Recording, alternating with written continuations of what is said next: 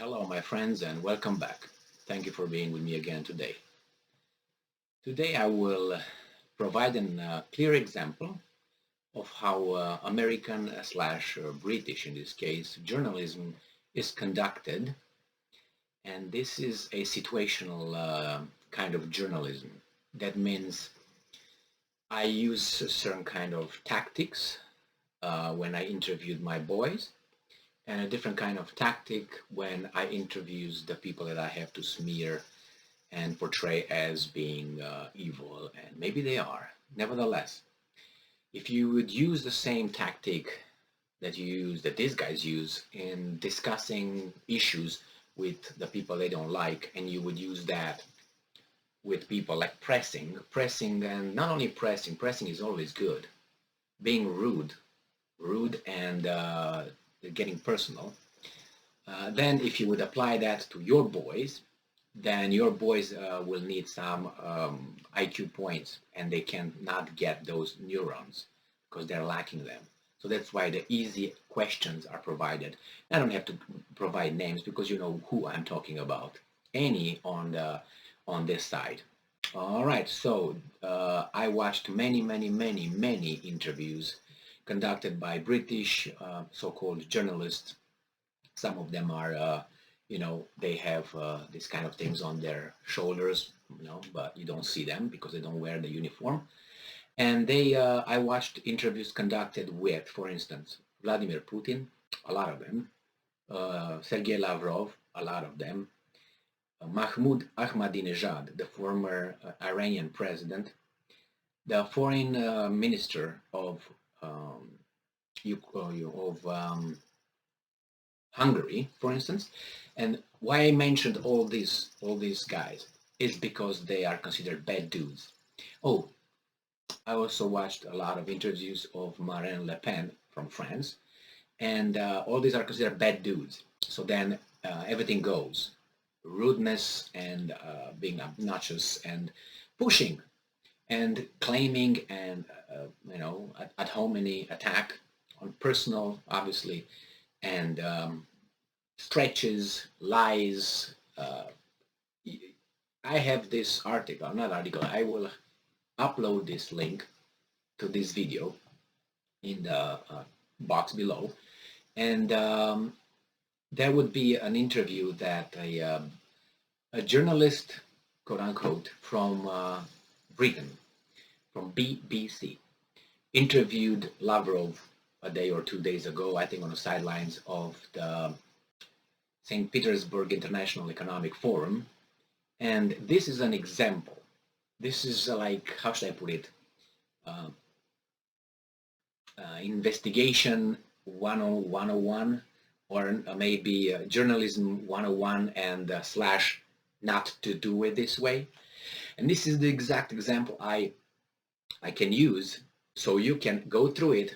Unfortunately or fortunately is long, which is about 30 minutes, I think, and it gives you so many examples where Lavrov, who keeps his cool, he is losing his cool at a few times, because you look at his body language and he's very agitated and angry, but he keeps it down, he keeps it civilized. The other guy is throwing, which his name is, and is very important, that's why I said he's a journalist from Great Britain.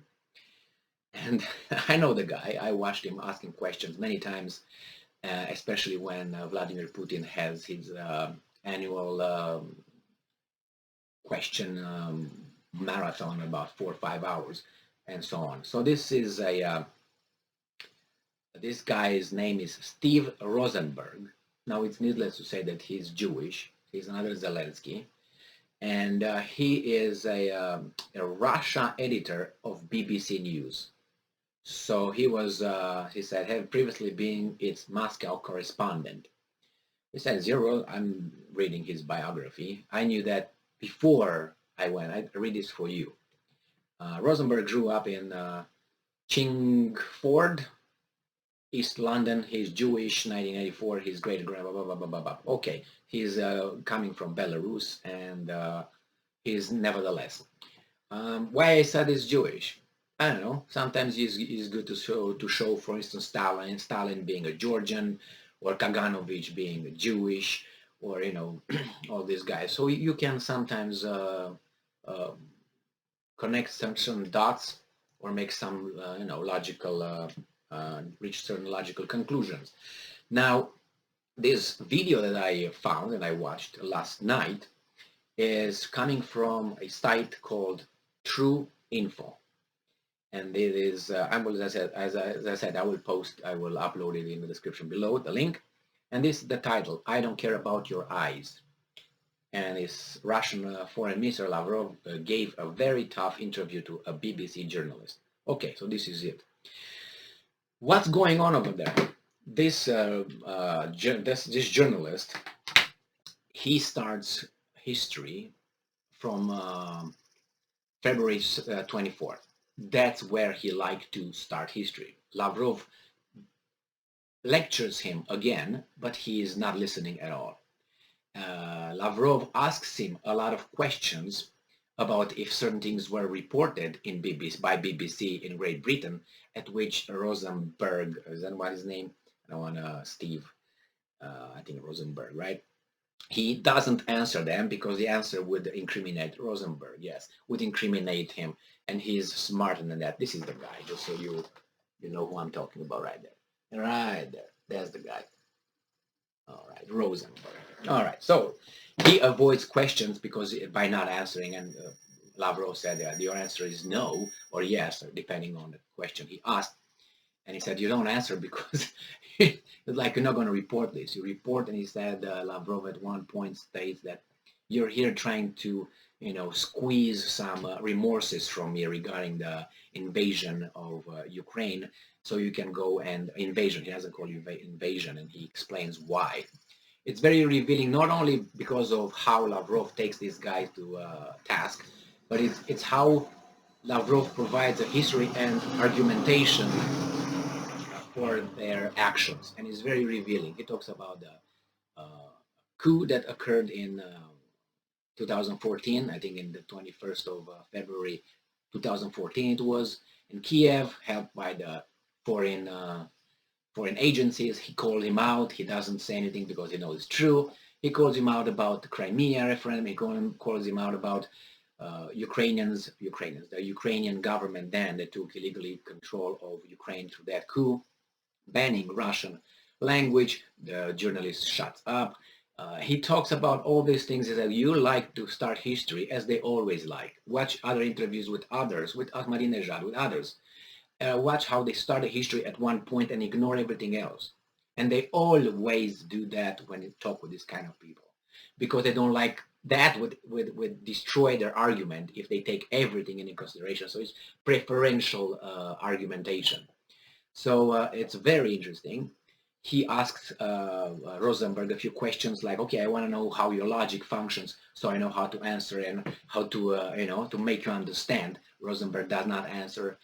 Lavrov asks him about 5 times about, is it true? Is it true? What do you think about it? Is it? He doesn't answer. So it's a weasel.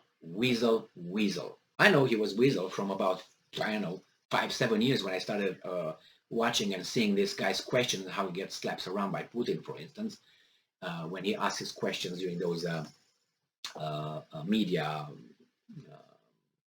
how do you call it, media time, when Putin answers questions and so on.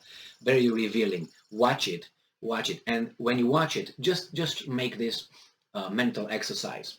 Think that Lavrov, first think that Lavrov is your grandfather, and the other guy is a bad neighbor, and then think of Lavrov being a bad neighbor and Rosenberg being your grandfather, and see how you, but start with Lavrov being your grandfather first, and the other guy being the bad neighbor, or the sleazy neighbor, and then you switch roles, like, okay, now Rosenberg is my great fantastic grandfather, and the other one is the sleazy neighbor, and you're going to find out, maybe, I don't know, you're going to find something else out. It's just in my brain, but I don't think so. So watch that. Very, very, look at their body language, look at the answers, look at intonation. Lavrov says at one point, because this is how these journalists do, so-called journalists do.